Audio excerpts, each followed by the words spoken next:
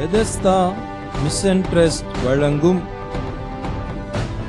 இயேசு இன்றும் அற்புதம் செய்கிறார் என்கின்ற நிகழ்ச்சிக்கு உங்களை அன்புடன் வரவேற்கிறேன்.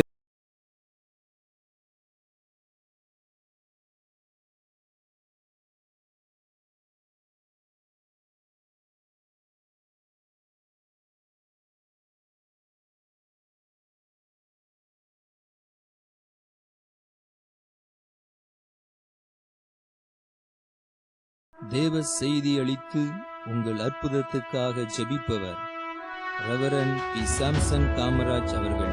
தேவ செய்தியை கேட்டு பயன்பெறுங்கள், அற்புதங்களையும் பெற்றுக்கொள்ளுங்கள். Praise the lord. ஹல்லேலூயா. கர்த்தருடைய பரிசுத்த நாமத்திற்கு மகிமை உண்டாவதாக. கடந்த வாரங்களில் உள்ள செய்தி அநேகருக்கு பிரயோஜனமாக இருந்து சொன்னீங்க. அது மாத்திரம் நிறைய பேர் அந்த செய்தியின் மூலமாக நாங்கள் தொடப்பட்டோம், எங்களுக்கு மிகவும் பிரயோஜனமாக இருந்து சொன்னீங்க. அதற்காக ஆண்டவருக்கு நான் அதிகமாக நன்றி சொல்கிறேன். உங்களையும் கர்த்தர் அதிகமாக ஆசீர்வதிப்பாராக. இந்த தொலைக்காட்சியை தவறாமல் பார்த்து வருகிற உங்கள் யாவரையும் ஆண்டவராக இயேசுவின் நாமத்தினாலே வாழ்த்துகிறேன். கர்த்தர் உங்களை ஆசீர்வதிப்பாராக. இயேசு இன்றும் அற்புதம் செய்கிறார். இயேசு இன்றும் அற்புதம் செய்கிறார். இன்றைக்கும் அவர் அற்புதம் செய்கிறவராக இருக்கிறார். எப்படி ஆண்டவர் அற்புதம் செய்கிறார்? கடந்த வாரத்தில் நம்ம பார்த்தோம், யாக்கோபு தேவ சமூகத்தில் போராடுகிறான். போராடி, நீர் என்னை ஆசீர்வதித்தால் ஒழிய உம்மை போக விடேன். ஆண்டவரை பிடிச்சுக்கிட்டார். நீர் என்னை ஆசீர்வதித்தால் ஒழிய உம்மை போக விடேன். கடந்த வாரத்தினுடைய தொடர்ச்சியை நம்ம பார்த்துட்டு இருக்கிறோம். அதற்கு ஆண்டவர் கேட்கிறாரு, அப்படியானால் உன் பெயர் என்ன? அவன் சொல்றா, என் பெயர் யாக்கோபு. யாக்கோபு. ஆண்டவர் தான் பேரே மாத்தினார். ஆண்டவர் தான் பேரே மாத்தினார். நான் ஒரு யாக்கோபு, அப்பாட்ட ஏசா என்று சொன்னார். ஆனா இங்க ஆண்டவர்கிட்ட நான் யாக்கோபு அப்படின்னா எத்தன் அப்படின்னு சொல்றான். அருமையானவர்களே, நீங்கள் மனிதர்கள்ட்ட என்ன பேர் வேணாலும் வச்சுக்கலாம், ஆனா தேவனுடைய சமூகத்தில் மட்டும் மாற்றவே முடியாது. சொல்லணும், நான் பாவி, பாவியாகி என் மேல் கிருபையாயிரும். என்ன பாவம் செய்தோம்? உலகத்தில் பிறந்ததே ஒரு பாவத்தில் தான் பிறந்தோம். அப்ப சொல்லணும், ஆண்டவரே நான் ஒரு பாவி. மற்றவர்களை ஏமாத்துறதுக்கு இன்னைக்கு சில எத்தனை பேர் வச்சிருக்காங்க தெரியுமா? சொந்தக்காரங்க மத்தியில் ஒரு பேரு, நண்பர்கள் மத்தியில் ஒரு பேரு, பிசினஸ் பண்ற இடத்துல ஒரு பேரு, இன்னொரு இடத்துல ஒரு பேரு, ஏமாத்துறதுக்குன்னு ஒரு பேரு, நல்ல பிள்ளைன்னு சொல்றதுக்கு ஒரு பேரு, இந்த மாதிரி நிறைய பேர் வச்சிருப்பாங்க. அதை விட இன்னைக்கு சில இந்த போன் நம்பர் பாருங்க, ஒரே நம்பர் வச்சிருக்க மாட்டாங்க. 3 மாசத்துக்கு ஒரு நம்பரு, 6 மாசத்துக்கு ஒரு நம்பரு, இப்படி நம்பர் மாத்திக்கிட்டே இருப்பாங்க. கண்டுபிடிக்க முடியல. இந்த மாதிரி மாத்தி சிலலாம் பார்த்தீங்கன்னா மாசம் போன நம்பரை மாத்திட்டு இருக்கிறாங்க. இந்த மாதிரி சில இருக்கிறாங்க. ஆனா இப்படி இருக்கும்போது தேவ ஆசீர்வாதத்தை பெற்றுக்கொள்ள முடியாது.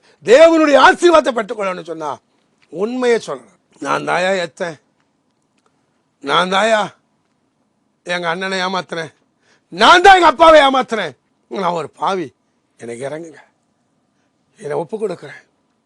முழுமையாய் ஒப்பு கொடுத்த பிறகு இங்கே ஆண்டவர் என்ன செய்ய தெரியுமா? ஆதியாகமம் 32ஆம் அதிகாரம் 29வது வசனத்தை வாசி கேட்கலாம். அப்பொழுது யாக்கோபு, உம்முடைய நாமத்தை எனக்கு அறிவிக்க வேண்டும் என்று கேட்டான். அதற்கு அவர், நீ என் நாமத்தை கேட்பானேன் என்று சொல்லி அங்கே அவனை ஆசீர்வதித்தார்.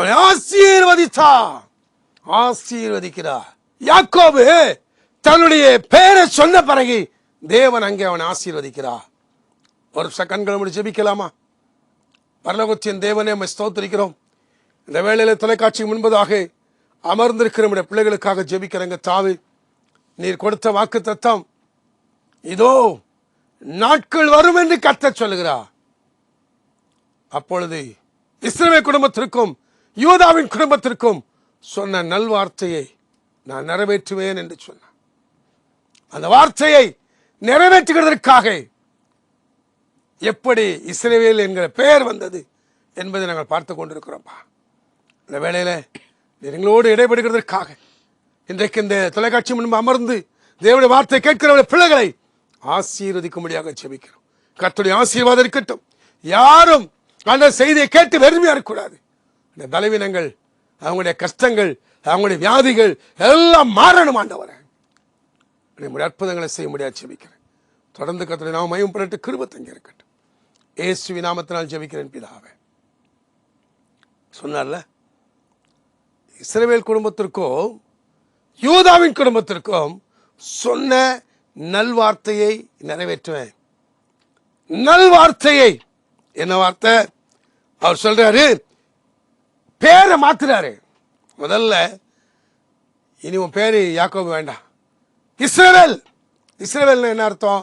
மீட்கப்பட்டவன், பாவத்திலிருந்து மீட்கப்பட்டவன். பாவத்திலிருந்து நீ ரட்சிக்கப்பட்டவன், பாவத்திலிருந்து விடுதலைக்கப்பட்டவன், நீ மீட்கப்பட்டவன். நீங்க மீட்கப்பட்டவர்கள். இன்னும் நான் ஒரு பாவிதான் சொல்லிட்டு இருக்க வேண்டாம். நீங்க சொல்லணும், நான் மீட்கப்பட்டவன், இஸ்ரவேலா இருக்கிறேன், நான் மீட்கப்பட்ட ரட்சிக்கப்பட்டவன், நான் மீட்கப்பட்டிருக்கிறேன். அப்போ மீட்கப்பட்டவனை அவன் என்ன செய்யறார் தெரியுமா? ஆசீர்வதித்து. அவர் என்ன செய்யறார்னா ஆசீர்வதிக்கிறார். அந்த ஆசீர்வாதத்திற்கு அவர் என்ன சொல்றார் தெரியுமா? அடுத்த 30வது வசனத்தை வாசி கேட்கலாம். அப்பொழுது யாக்கோபு, நான் தேவனை முகமுமாய் கண்டேன், உயிர் தப்பி பிழைத்தேன் என்று சொல்லி அந்த ஸ்தலத்திற்கு பெனியேல் என்று பெயரிட்டான். நான் தேவனை முகமுகமாய் பார்த்தேன். தேவனை முகமுகமாய் பார்த்து யாரும் உயிரோடு இருக்க முடியாது. அது ஐயோ நான் தப்பி பொழைச்சிட்டேன், தப்பிட்டேன். காரணம், தப்புறதுக்கு காரணம் என்ன தெரியுமா? உண்மையை சொன்னதுனால, நான் ஒரு எச்சன் என்று சொன்னதுனால தப்பிச்சுக்கிட்டாருங்க. நிறைய பேருக்கு உண்மை சொல்ல மாட்டாங்க, அதை தப்பாம அப்படியே இருக்கிறாங்க. நான் ரட்சிக்கப்பட்டு இத்தனை வருஷம் ஆச்சுங்க, இன்னும் அதே லெவலில் தான் இருக்கேன். ஏன் உங்க லெவல் மாறல? இன்னும் மனம் திரும்பலன்னு அர்த்தம். உண்மையிலேயே மனம் திரும்பிட்டீங்கன்னா கண்டிப்பா உங்க வாழ்க்கையில் ஆண்டவர் ஆசீர்வதிப்பார். ஆண்டவருடைய பிள்ளைகள் என்று சொன்னால், நீங்க ஆவிக்குரிய ஜீவியத்தில் அவர்களுக்கு பிரியமான பிள்ளைகளாய் நீங்கள் ஜீவிக்கும் போது நிச்சயமா தேவன் உங்களை ஆசீர்வதிப்பார். என்னாகமம் 24ஆம் அதிகாரம் 1ஆம் வசனத்துல, இஸ்ரவேலை ஆசீர்வதிப்பதே கர்த்தருக்கு பிரியம். நீங்க ஆசீர்வாதமா இருப்பதுதான் அவருக்கு பிரியம். நம்புறீங்களா? அதைதான் இங்கே செய்தார். அவர் இஸ்ரவேலாக பேரை மாற்றி அவனை ஆசீர்வதித்தார். அந்த ஸ்தலத்திற்கு அவர் பெனியேல் என்று பெயரிட்டார். பெனியேல். ஏன்? ஆண்டவரை முகமுகமாய் கண்டு நான் உயிர் தப்பி பிழைத்தேன். ஆண்டவரை முகமுகமாய் கண்டு உயிர் தப்பி பிழைத்தேன், அதனாலதான் பெனியேல் பெயரிட்டான். அந்த நேரத்தில் ஆண்டவருடைய ஆசீர்வாதத்தை பெற்றுக்கொண்டார் யாக்கோபு. இஸ்ரவேலாய் மாறி அந்த ஆசீர்வாதத்தை பெற்றுக்கொண்டார். அதுதான் ஆண்டவர் சொல்றாரு, இஸ்ரவேலை ஆசீர்வதிப்பதே கர்த்தருக்கு பிரியம். அவர், நீங்கள் ஆண்டவருடைய பிள்ளைகள், அவரை ஏற்றுக்கொண்டவர்கள் ஆசீர்வாதமாக தான் இருக்கணும். ஆனால் இயேசுவை ஏற்றுக்கொண்டு உண்மை அவரோடு தொடர்பு சரியா இருக்கணும். தொடர்பு இல்லாம ஆசீர்வாதத்தை மட்டும் பெற்றுக்கொள்ள முடியாது.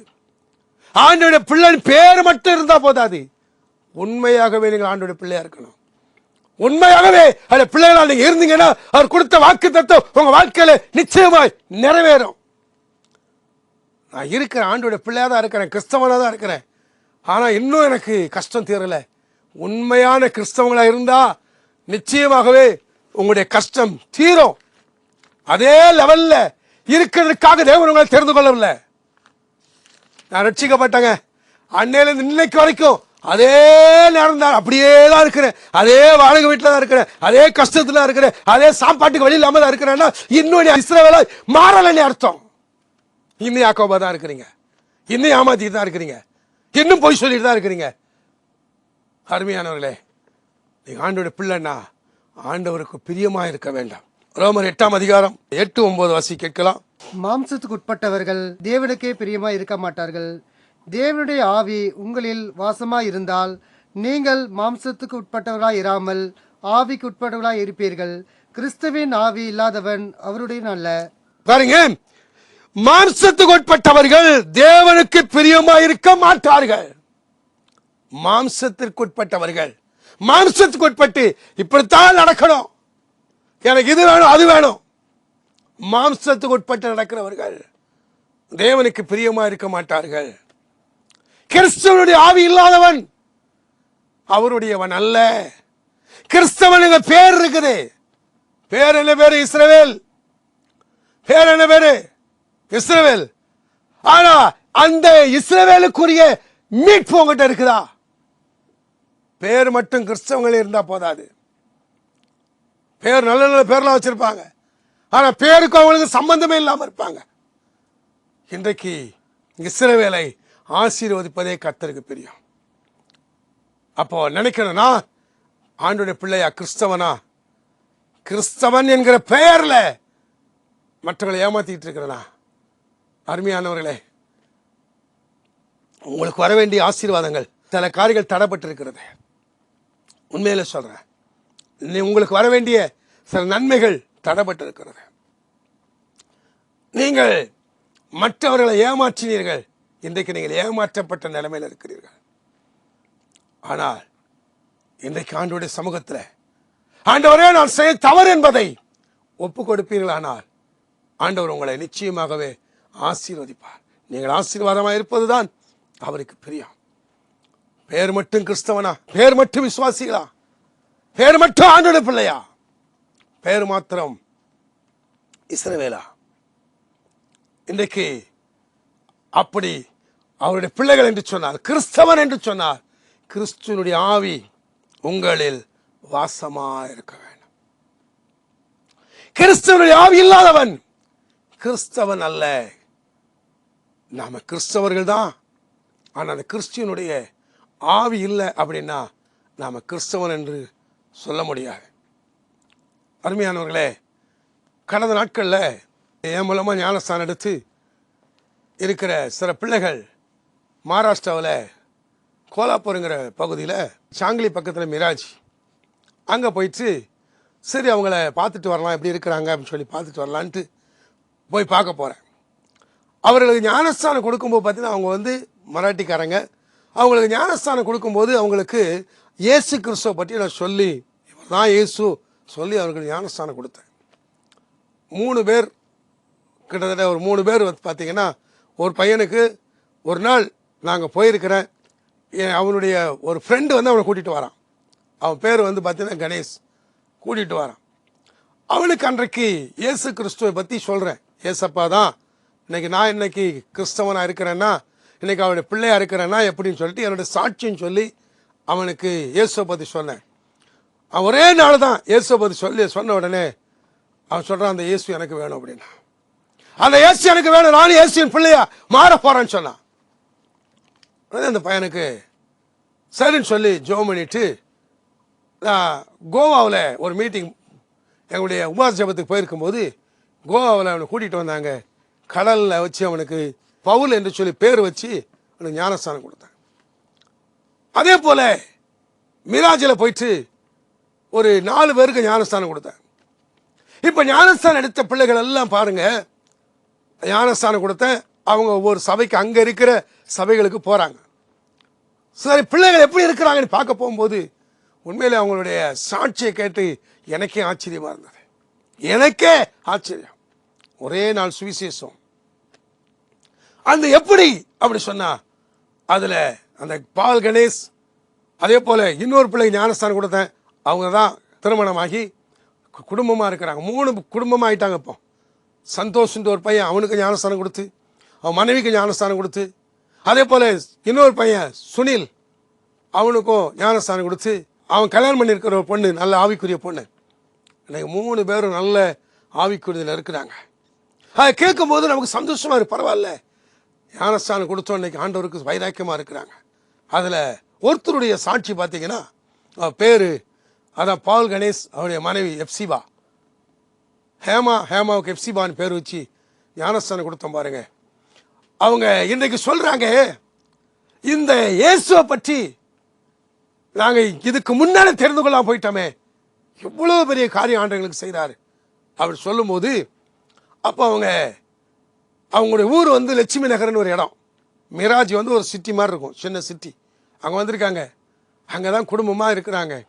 வேலை இல்லை, வேலை கிடையாது, 2 பேருக்குமே வேலை இல்லை, ரொம்ப கஷ்டம், வீட்டு வாடகை கூட கொடுக்க முடியல, சாப்பாட்டு கூட வழி இல்லை. அப்படிப்பட்ட சூழ்நிலையில் ஆனால் நல்ல ஜெபம் பண்ணுவாங்களாம். முழங்கால நின்று, ஆண்டவரே நீங்கள் யார் என்பதை நாங்கள் தெரிந்து கொண்டோம், நீங்கள் தான் சொல்லிட்டு நல்ல கணவன் மனைவி நல்ல ஜெபம் பண்ணுவாங்களாம். ஒரு சின்ன குழந்தை, ஒரு 8 மாதம், நல்ல ஜெபம் பண்ணுறாங்களாம். ஜெபம் பண்ணும்போது ஒரு நாள் ஆண்டவர் சொன்னாராம், உனக்கு மிராஜில் வாடகை இல்லாமல் ஒரு வீடை நான் கொடுக்க போகிறேன்ட்டு. வாடகை இல்லாமலா? வாடகைக்கே வீடு கிடைக்க மாட்டேங்குது, வாடகை கொடுக்க முடியாத சூழ்நிலை. ஆனால் வாடகை இல்லாமல் வீடு கிடைக்குமா அப்படி சொல்லி இவங்க 2 பேரும் அந்த வார்த்தையை பிடிச்சி ஜெபம் பண்ணாங்களாம். நல்லா ஜெபம் பண்ணுறாங்க. உண்மையிலே எனக்கு அவங்க சொன்ன சாட்சிகளை கேட்கும் எனக்கு ஆச்சரியமாக இருந்தது. ஜெபம் பண்ணுறாங்களாம், ஆண்டவரே இந்த மிராஜில் எனக்கு வாடகை இல்லாமல் ஒரு வீடு நீங்கள் கொடுக்க போகிறீங்க, அதுக்காக உமக்கு நன்றி என்று சொல்லி நல்லா பார்த்தீங்கன்னா நல்லா ஜெபிக்கிறாங்க. நீங்கள் தான் அம்மாவும், நீங்கள் தான் அப்பாவும், நீங்கள் தான் எல்லாமே நீங்கள் தான் எங்களுக்கு வழி செய்ய போகிறீங்க அப்படின்னு சொல்லி ஜெபம் பண்ணிக்கிட்டே இருக்கும்போது பார்த்தீங்கன்னா ஒரு பிரதர் ஒருத்தர் சொன்னாராம், இந்த மாதிரி இந்த இடத்துல ஒரு சர்ச்சு இருக்குது, அந்த சர்ச்சில் ஒரு வீடு ஒன்று இருக்குது, பெரிய சர்ச்சு, அது வீடு இருக்குது, அந்த வீட்டில் 17 வருஷம் ஒருத்தர் இருந்தாங்க, வேணா அந்த வீட்டை போய் கேட்டு பாருங்கன்னு சொல்லி இவங்க நேர அந்த பாஸ்டரை போய் பார்க்க போகிறாங்களாம். அந்த பாஸ்டர்கிட்ட போய் கேட்குறாங்க, இந்த மாதிரி ஏதாவது வீடு இருக்கான்ட்டு. அந்த பாஸ்டர் சொன்னாராம், நீங்களாம் இங்கே வரல, அந்த ஆண்டவர் தான் உங்களை அனுப்புனார், நீங்களாக வரல, ஆண்டவர் தான் உங்களை அனுப்பியிருக்கிறார். ஒரு வீடு இருக்குன்னு சொல்லிட்டு நல்ல ஒரு ரூமு தான், ஆனால் நல்ல வசதியான ரூமு, அந்த வீடு தான், நீங்கள் வாடகைவே கொடுக்க வேண்டாம்னு சொல்லிட்டாங்க. எவ்வளோ பெரிய காரியம் தெரியுமா? வீடு கிடச்சிட்டுது. வீடு கிடச்ச உடனே பார்த்தீங்கன்னா இப்போ செலவுக்கு காசு கிடையாது. சின்ன கை குழந்தை, அவங்க அந்த பாஸ்டருடைய வீட்டில் வேலை செய்கிற ஒரு அம்மா, அவங்க இயேசுவை ஏற்றுக்கொள்ளாதவங்க. அந்த அம்மா என்ன செய்வாங்களாம், வேலை முடித்து போகும்போது ஒரு நாள் பார்த்தா 500 ரூபா கொடுத்துட்டு போகிறாங்க. என்னம்மா அவங்க வீட்டு வேலை செய்கிறவங்க 500 ரூபா கொடுக்குறீங்க? எனக்கு மனசில் தோணுச்சுன்னா கொடுக்குறேன்னு கொடுத்தாங்க. இந்த மாதிரி பார்த்தீங்கன்னா அந்த அம்மா அவங்க வீட்டில் 5 பேரும், இந்த ஒரு அம்மாவுடைய வேலை தான், வேலை செய்து சம்பளம் தான். திடீர்னு பார்த்தா 500, திடீர்னு பார்த்தா 200, இப்படியே கொடுக்க ஆரம்பிச்சிட்டாங்க. ஒன்றுமே புரியல. என்ன ஆண்டவரே, எங்கள் அம்மா 10 ரூபா கூட கொடுக்க மாட்டாங்க, எங்கள் அம்மா அப்பா, அவங்க அம்மாவும் கொடுக்க மாட்டாங்க, யாருமே எங்களுக்கு கொடுக்க மாட்டாங்க, நீங்கள் அதாங்க ஆண்டவர் வழி நடத்துறது. கடைசியில் அவங்களுக்கு இவங்க 2 பேரும் ஜெபம் பண்ணி சத்தியத்தை சொல்லி அவங்க இப்போ ஞானஸ்தானம் எடுத்து இன்னைக்கு ஒரு ஆண்டுடைய பிள்ளையாக மாறிட்டாங்க. இப்போ பார்த்தீங்கன்னா அந்த பையனுக்கு நல்ல ஒரு வேலை, ஒரு காலேஜில் பார்த்தீங்கன்னு சொன்னாக்கி பெரிய காலேஜ், அந்த காலேஜில் அந்த கேண்டீனில் இவனுக்கு மேனேஜர் போஸ்டிங் கொடுத்து இப்போ நல்ல ஒரு வேலையில் இருக்காங்க. இப்போ சொல்கிறாங்க, ஆண்டவர் எங்க கூட இருக்கிறாரு, நாங்கள் என்ன வந்தாலும் சரி, இப்போ எங்களுடைய ஒரே நோக்கம் மற்றவர்களுக்கு இயேசுவை பற்றி சொல்லணும். இதுதாங்க கிறிஸ்துவனுடைய அன்பு, இதுதான் கிறிஸ்தவர்கள் என்று சொல்கிறதுக்கு அர்த்தம். இன்றைக்கி அவங்க அதே போல் 3 குடும்பம், சந்தோஷ், அவன் மனைவி பார்த்தீங்கன்னு சொன்னால் ஹேனா, அவங்களும் இன்னைக்கு அவங்க போகிற சர்ச்சில் நல்ல பாடல் ஆராதனை நடத்துகிறாங்க. அதே போல் இன்னொரு பையன் பார்த்தீங்கன்னா சுனில், அவங்களும் அங்கே ஆராதனை நடத்துகிறாங்க. 3 பேரும் 3 சபைக்கு போகிறாங்க. 3 சபையிலுமே அங்கே ஜெபிக்கிறது, ஆலயத்தை கிளீன் பண்ணுறது, எல்லா வேலையும் இவங்க வேலை தான். ஆலயத்தை போய் க்ளீனாக க்ளீன் பண்ணுறாங்க. அவங்க சொல்கிறாங்க, இப்படிப்பட்ட பாக்கியம் எங்களுக்கு ஆண்டவர் கொடுத்துருக்கிறான்னு சொன்னாங்க. அதுதாங்க உண்மையான ஒரு இஸ்ரவேல் என்று சொன்னால் மீட்கப்பட்டவர்கள். நீங்கள் மீட்கப்பட்டிருக்கிறீங்களா? நீங்கள் மீட்கப்பட்டிருக்கிறீங்கன்னு சொன்னால் அவர் சொல்கிறாரு, உங்களை ஆசீர்வதிப்பது தான் அவருக்கு பிரியம். அதனால தான் நாம் வாக்குத்தத்தத்தை பார்த்துட்டு இருக்கிறோம். இதோ நாட்கள் வரும் என்று கர்த்தர் சொல்லுகிறார். என்ன நாட்கள் வரும்? இப்போ எரேமியா 33:7 கேட்கலாம். நான் யூதாவின் சிறையிருப்பையும் இஸ்ரவேலின் சிறையிருப்பையும் திருப்பி முன்னிருந்தது போல அவர்களை கட்டுவித்து, நான் யூதாவின் சிறையிருப்பையும் இஸ்ரவேலின் சிறையிருப்பையும் திருப்பி, சிறையிருப்பை திருப்புகிற தேவன், சிறையிருப்பை திருப்பது. முதல்ல நம்ம பார்த்தது அவர் எப்படி இஸ்ரவேலாய் மாறினார்கள். இஸ்ரவேலர்கள் என்று சொன்னால் மீட்கப்பட்டவர்கள், யூதா என்று சொன்னால் துதிக்கிறவர்கள். யாரு துதிக்கிறவர்கள்? எங்கே துதிக்கிறதான வேளையில இன்னைக்கு பவுலும் சீலாவும் அவர்கள் சிறைச்சாலையில ஜெபிக்கிறார்கள். சிறைச்சாலையில ஜெபிக்கிறதான வேளையில சிறைச்சாலைகளுடைய அஸ்திவாரங்கள் அசைய ஆரம்பித்தது. அருமையானவர்களே, ஒருவேளை ஏதோ ஒரு சிறைக்குள்ள நீங்க இருக்கலாம். அந்த சிறையில இருந்து ஆண்டவர் உங்களை வெளியே கொண்டு வர போகிறார். விசுவாசிக்கிறீங்களா? ஏதோ ஒரு சிறை. என்ன சிறை? அங்க சொல்றாரு, நான் யூதாவின் சிறையிருப்பையும் இஸ்ரவேலின் சிறையிருப்பையும் திருப்பி, அவர் சிறையிருப்பை திருப்புகிற தேவா. உடைய சிறையிருப்பை திருப்ப போகிறா. ஐயோ, நான் பலவிதமான சிறைக்குள்ள இருக்கிறேனே. நீ என்ன சிறைக்குள்ள இருந்தாலும் சரி, அந்த சிறையிலிருந்து ஆண்டவர் உங்களை வெளியே கொண்டு வர போகிறார். ஏன்னா நீங்க யார் தெரியுமா? மீட்கப்பட்டவர்கள். உண்மையாகவே ஆண்டவர் உங்களை மீட்டு எடுத்திருக்கிறார் சொன்னா, இந்த சிறையெல்லாம் ஒரு பெரிய விஷயம் இல்லை. இந்த சிறையை கர்த்தர் மாற்ற போகிறார். அதற்கு சங்கீதத்தில் பார்க்கும்போது 126 சங்கீதத்தில் எடுத்துக்கொள்ள, 126 சங்கீதத்தில் சொல்றாரு, சீயோனின் சிறையிருப்பை கர்த்தர் திருப்பும்போது சொப்பனம் காண்கிறார் போல் இருந்தோம். பாருங்க, சிறையிருப்பை திருப்புகிற தேவா. ஏதோ ஒரு சிறை என்கிற பிரச்சனைக்குள்ள இருக்கிறீங்க நீங்க. வியாதி என்கிற சிறையா, அல்லது ஏதோ ஒரு கடன் சிறையா, அல்லது நஷ்டம் சரியா, யாரோ உங்களை சிறைப்படுத்திட்டாங்களா, அல்லது வெளியே கூட வர முடியாதபடிக்கு ஒரு சிறைச்சாலைக்குள்ள இருக்கிறது போல இருக்கிறீங்களா? உங்களுடைய பிரச்சனை பெரிய பிரச்சனையா மாறிட்டுதா? கவலைப்படாதுங்க. அவர் சிறையை திருப்பும் போது சொப்பனங்கள் காண்கிறது போல இருந்தோம்.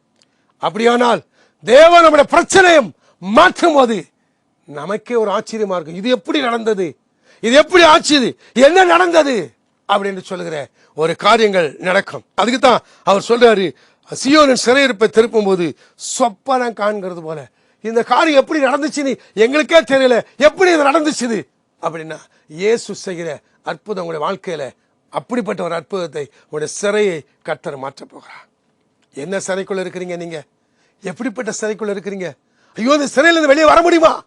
நிச்சயமா நீங்க வருவீங்க. நிச்சயமா இந்த பிரச்சனையிலிருந்து அவர் உங்களை வெளியே கொண்டு வர போகிறார். இல்லைங்க, டாக்டர் சொல்லிட்டாங்க உங்களுக்கு கேன்சர் தான், நீங்க பிழைக்க மாட்டீங்கன்னு சொல்லிட்டாங்களா? கவலைப்படாதுங்க. இல்லை, நீங்க உங்களுக்கு நாள் முடிஞ்சு போச்சுன்னு சொல்லிட்டாங்களா? கவலைப்படாதுங்க. ஏன்னா ஆண்டவர் எப்படிப்பட்டவர் தெரியுமா? வியாதியின் சிறையை கர்த்தர் மாற்றுகிறவர். வியாதியின் சிறையை அவர் மாற்றுகிறவர். இந்த வேளையிலும் கூட, இந்த நேரத்தில் யாரோ ஏதோ ஒரு வியாதிக்குள்ள இருக்கிறீங்க. இதுலேருந்து எனக்கு வெளியே வர முடியல, எனக்கு இந்த பிரச்சனையிலேருந்து வெளியே வர முடியாது, இவ்வளவுதான் என்னுடைய வியாதி, நான் ஐயோ நான் வேதனைப்படுறேன்னு சொல்லி வேதனையோடு இருக்கிறீங்களா? இன்றைக்கு இயேசு உங்களை விடுதலையாக்க போகிறா. இன்றைக்கு இயேசு உங்களை விடுதலையாக்கி இன்றைக்கு உங்களை சுகப்படுத்த போகிறா.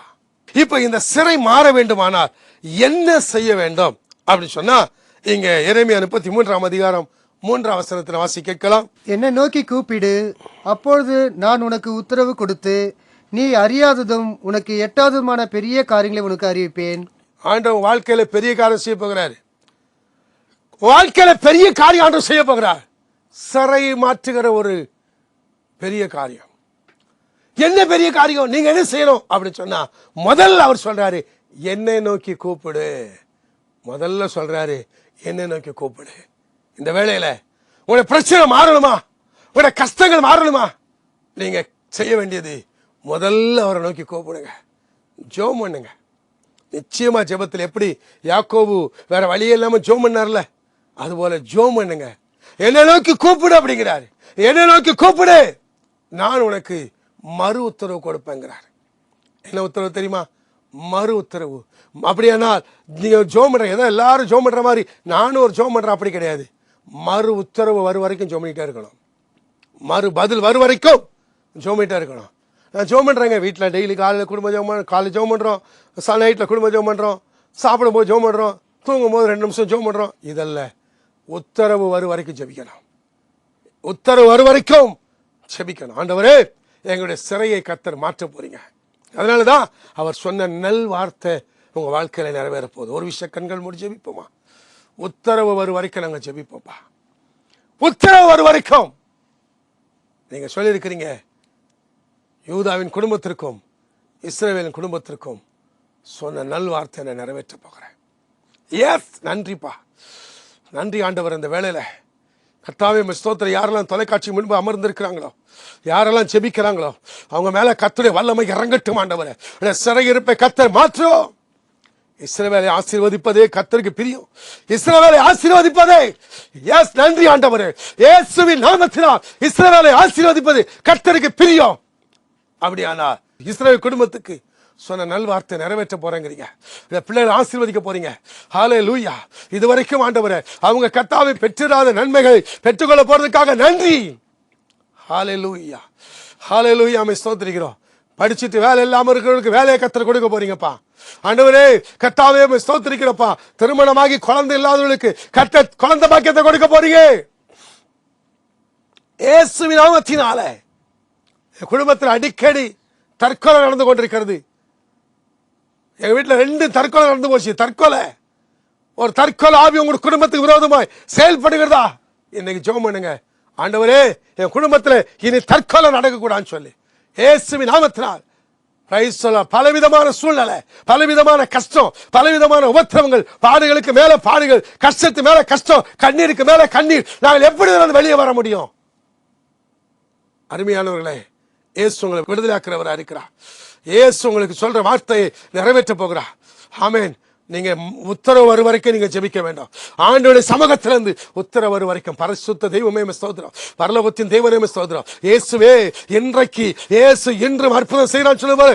இன்றைக்கு பிள்ளைகளுக்கு அற்புதம் செய்ய முடியாது ஜெபிக்கிறார். இயேசுவின் நாமத்தினால் பிள்ளைகளை குழப்புகிற குழப்பத்தின் ஆவியை இயேசுவின் நாமத்தினால் வெளியே போதி கட்டளை எடுக்கிறார். குழப்புகிற ஆவி, பொல்லாதே மந்திர பில்லிசுனிய கட்டுகள் ஆவிகள், இந்த பிள்ளைகளுக்கு விரோதமாக செயல்படுகிற எல்லா கிரிகளையும் இயேசுவின் நாமத்தினால் மாற்றி போடும் ஆண்டவரே. இப்பொழுது ஒரு அதிசயம் நடக்கிறதுக்காக நன்றி.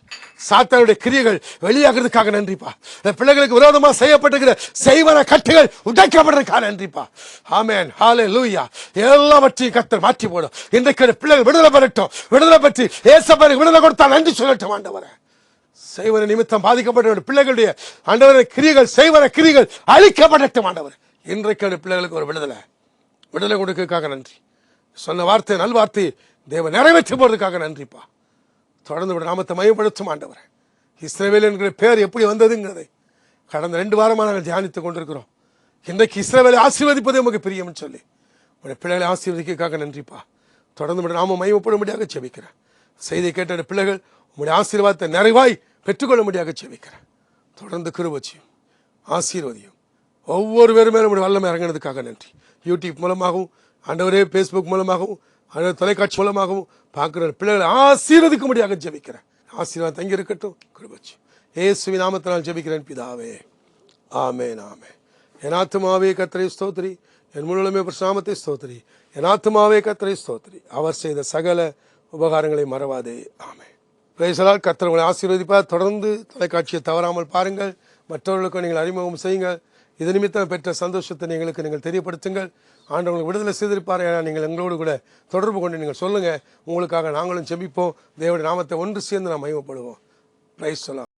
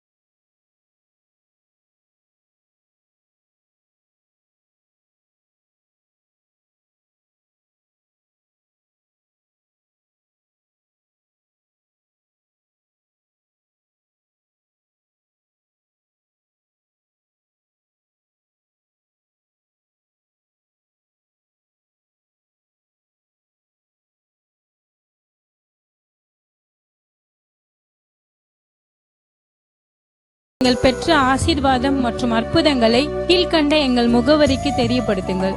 உங்கள் ஜெப விண்ணப்பங்களை எங்கள் மின் அஞ்சலுக்கு அனுப்பி வையுங்கள். எங்கள் ஜெப குழுவினர் காலை 9 மணி முதல் மாலை 6 மணி வரை உங்களுக்காக ஜெபிப்பார்கள். நீங்கள் தொடர்பு கொள்ள வேண்டிய எங்கள் முகவரி reverend P. Samson Kamaraj, Bethesda mission சபை, எண் 11, சர்ச் தெரு, கலெக்டர் பங்களா பின்புறம், காஞ்சிபுரம் 631502. நீங்கள் தொடர்பு கொள்ள வேண்டிய எங்கள் தொலைபேசி எண்கள் 9569548983 மற்றும் 6374334482. எங்கள் மின்னஞ்சல் முகவரி bmt tvministries@gmail.com. ஆண்டவர் தாமே உங்களை ஆசீர்வதிப்பாராக.